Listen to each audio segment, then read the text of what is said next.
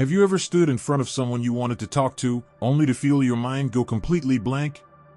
The words are there, somewhere, but your tongue refuses to move, and before you know it, the moment has passed. You walk away, replaying the missed opportunity in your head, wishing you had said something, anything, before she lost interest. The fear of rejection, of saying the wrong thing, of not being interesting enough, it's what holds most men back. But here's the truth, attraction isn't about having the perfect pickup line. It's about presence, confidence, a mindset rooted in something deeper than fleeting nerves. And that's where Stoicism comes in. The ancient Stoic philosophers, Marcus Aurelius, Seneca, Epictetus, understood something fundamental about human nature. They knew that confidence isn't about pretending to be someone you're not. It's about mastering yourself, controlling what is within your power, and letting go of what isn't. And that includes how you start a conversation. A great conversation doesn't begin with gimmicks. It begins with a mindset that makes the other person feel seen, heard, and understood. When you speak with purpose, when your words are rooted in something deeper than just trying to impress, people listen. Because here's the thing, women don't ignore you because you're not attractive enough, not wealthy enough, or not cool enough. They ignore you because you're forgettable. Because you sound like every other guy who approaches them with the same empty small talk and rehearsed lines. But what if you could say something that actually made her stop and think? Something that sparked curiosity? Something that immediately set you apart from the rest? That's exactly what we're going to cover today.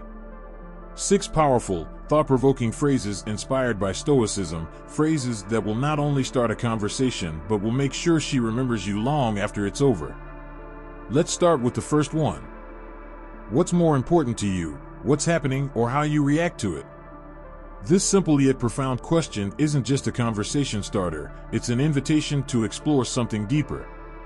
When you ask this, you're not just making small talk, you're tapping into a fundamental principle of Stoicism, that we can't always control external events, but we can always control how we respond. Think about it. Life throws challenges at everyone. Some people crumble under the weight of their circumstances, while others rise above them with grace. Why? Because they understand that their reactions shape their reality. When you pose this question, you give her a chance to reveal how she sees the world. Does she believe in resilience and the power of perspective? Or does she let external chaos dictate her inner peace? But beyond philosophy, this question does something else. It makes you stand out. Most guys default to surface-level topics, playing it safe with comments about the weather or compliments that fade into the background. But when you introduce an idea like this, you create an instant shift. You're no longer just another guy. You're someone who thinks differently, someone who challenges her to reflect in a way she wasn't expecting. And that's where intrigue begins. If she engages with the question, you've already opened the door to a more meaningful exchange. She might share a personal experience, a struggle she's faced, or even her philosophy on handling life's uncertainties. Now, you're not just having a conversation, you're connecting. And connection is what makes an interaction memorable. But here's the key, don't over-explain. Let the question breathe. Ask it, pause, and let her think.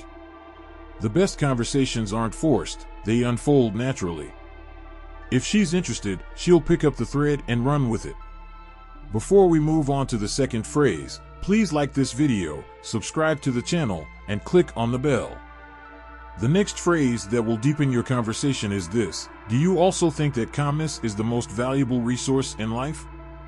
At first, it may sound like a simple question, but in reality, it unlocks something deeper. In a world that constantly demands our attention, where stress and distractions are everywhere, calmness becomes a rare and precious commodity. When you ask this, you're not just making small talk, you're inviting her into a conversation about one of life's most crucial virtues. Most people spend their lives reacting, chasing success, avoiding failure, running from discomfort, and seeking constant validation. But the strongest, most centered individuals understand that true power comes from inner stability. When you ask this question, you are subtly communicating that you value something beyond the noise, that you recognize the importance of composure in an unpredictable world. If she resonates with the idea, the conversation can shift toward personal experiences. Does she actively seek peace in her life? How does she handle stress? Has she ever experienced a moment of true clarity in chaos? This opens the door for her to share stories, insights, and beliefs that go beyond the usual surface-level chatter. But what if she dismisses the question or doesn't have a strong opinion? That's still a win. It allows you to introduce the idea in a natural way. Instead of lecturing or forcing the topic, you can say, "I've noticed that the people who seem the happiest aren't the ones who have the most, but the ones who are the calmest. They don't get shaken by every little thing. What do you think?" This shifts the focus back to her perspective while keeping the conversation engaging. You're not imposing your views, you're inviting her to think about something she may not have considered before. And that's what makes an interaction memorable. By discussing the value of calmness, you subtly set yourself apart. You show that you're not just someone who follows the crowd, you're someone who understands what truly matters. And that intrigue? That's what keeps the conversation going. Now, let's move on to the next phrase that will make her even more curious. Life is short, and I decided not to be afraid to meet interesting people. You look like one. What is your name? This phrase is simple, yet it carries a weight that sets it apart from ordinary introductions. Instead of the typical, "Hey, how's it going?" or "What brings you here?" you're giving her a reason to pause and engage. You're not just introducing yourself, you're offering a glimpse into your philosophy on life. Think about it. Most people let opportunities slip away. They hesitate, overthink, and convince themselves that now isn't the right time to start a conversation. But the Stoics taught us that life is fleeting, and waiting for the perfect moment is a fool's game. If something matters, you act now. When you say this, you're showing confidence without arrogance. You're making it clear that you value meaningful interactions and that you don't let fear dictate your choices. It immediately shifts the conversation from small talk to something more personal, something rooted in curiosity and authenticity. This approach also does something else, it acknowledges the other person. You're not just talking about yourself, you're giving her a subtle compliment by calling her interesting. But it's not over the top. It's not a desperate attempt at flattery. It's a statement that leaves room for her to step into the conversation. And if she asks, "What makes you say that?" you have the perfect opportunity to build intrigue. Maybe it's something about her demeanor, her confidence, or even just the way she carries herself in the moment. Instead of resorting to generic compliments, you make it specific, thoughtful, and most importantly, real. By framing the conversation this way, you avoid coming across as just another guy trying to impress. You're someone who lives by a philosophy of action, of seizing moments, of valuing deep connections. And that's worth remembering. Now let's move on to the next phrase, which is one of my favorites. They say the best way to get to know someone is to ask them about their favorite book. What is yours? This question does more than just start a conversation. It opens a doorway into someone's thoughts, values, and experiences. Books have a way of shaping us, influencing our perspectives, and leaving impressions that last a lifetime. When you ask this, you're not just engaging in small talk, you are inviting her to share something personal, something that has meaning to her. Most people don't get asked questions like this. They're used to the usual, "What do you do?" or "Where are you from?" But this immediately shifts the conversation into something deeper, something with substance.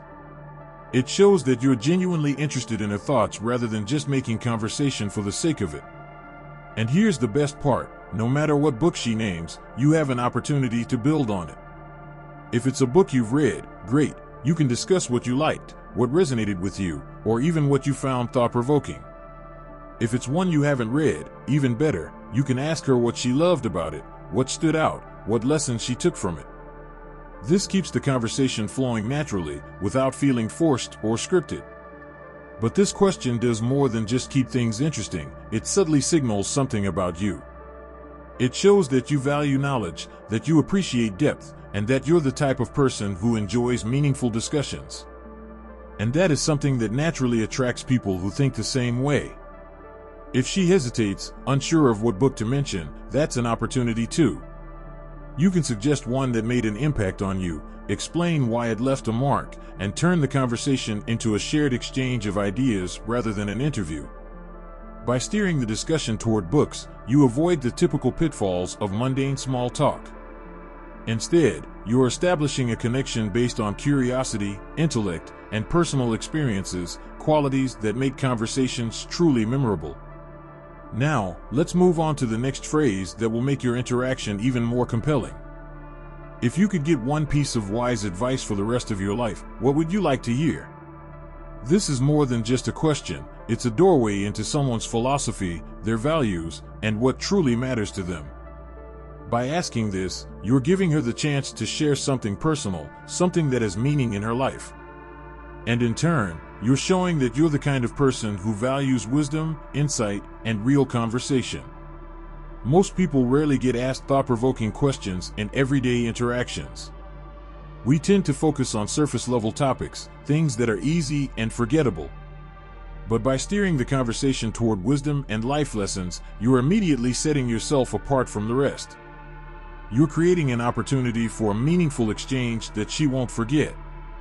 What makes this question powerful is that it invites reflection. Some people might have an answer right away, a quote from a mentor, a lesson they've learned through experience, or even a belief they live by. Others might take a moment to think, which is a good sign. It means they are engaging deeply with the conversation, processing it rather than just responding with a default answer. If she shares a meaningful piece of advice, that's your moment to dig deeper. Ask her why it resonates with her, how it has shaped her choices, or if there was a specific moment in her life that made it significant. This keeps the conversation flowing naturally while making it more personal and engaging. And if she turns the question back to you? Even better. That's your chance to share something that has impacted your own perspective on life. Maybe it's a lesson from Stoic philosophy, a piece of advice that helped you overcome a challenge, or a mindset that keeps you grounded. By sharing openly, you build rapport and create a real connection, rather than just making small talk. This kind of conversation isn't just interesting, it's memorable. It lingers in the mind long after the interaction ends, making her associate you with meaningful and engaging dialogue. The next phrase sounds like this: Marcus Aurelius said that we do not live for ourselves, but for others. What does good communication mean to you? Marcus Aurelius said that we do not live for ourselves, but for others. What does good communication mean to you? This question does more than just invite an answer, it sparks a reflection on the nature of human connection. Communication is one of the most powerful forces in our lives. It can build bridges, mend wounds, and create understanding, but only when done with purpose and sincerity. By asking this, you encourage her to think beyond the usual cliches and tap into something deeper, her values, her experiences, and what she believes makes a conversation truly meaningful. Why does this question work so well? Because it positions you as someone who values substance over superficiality. Most people engage in conversations just to fill the silence. They say things out of habit rather than intent.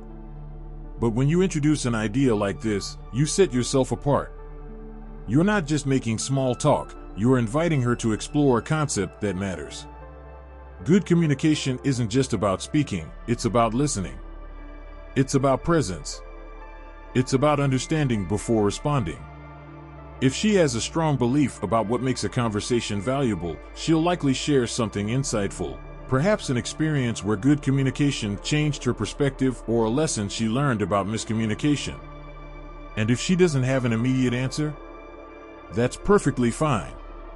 It gives you a chance to share your own thoughts. Maybe you believe that good communication is about clarity and honesty, about listening without judgment, or about knowing when to speak and when to be silent. When you share your perspective, it keeps the dialogue flowing while making it a mutual exchange rather than an interrogation. Conversations like these create an impression. They make people feel understood, seen, and valued. They turn an ordinary interaction into something that lingers in the mind long after it ends. With this question, you are not just talking. You're making her think, reflect, and most importantly, remember you. Now, let's wrap everything up and talk about why these phrases work so well together. Each of these phrases isn't just a way to start a conversation, it's a way to leave an impression.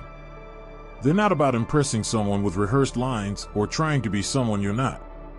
They're about engaging in meaningful dialogue, creating intrigue, and making the person you're speaking to feel like they're part of something deeper. The key to great conversations isn't about having the perfect words, it's about having the right mindset. When you approach someone with confidence, curiosity, and an appreciation for meaningful interaction, you naturally stand out. Most people are used to conversations that barely scratch the surface. But when you introduce ideas that challenge the mind, that make someone stop and think, you become someone worth remembering. So, the next time you find yourself hesitating before talking to someone new, remind yourself of this: life is short. The Stoics remind us that every moment matters, that fear of rejection is just an illusion, and that real confidence comes from within. Use these phrases, adapt them to your style, and see how they transform your interactions. Now, I want to hear from you. Have you ever had a conversation that completely changed the way you see someone? Or do you have your own go-to phrase that makes an impact? Drop a comment below and share your experience.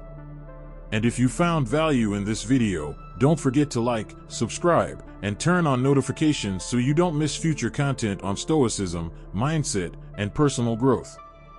Let's keep the conversation going.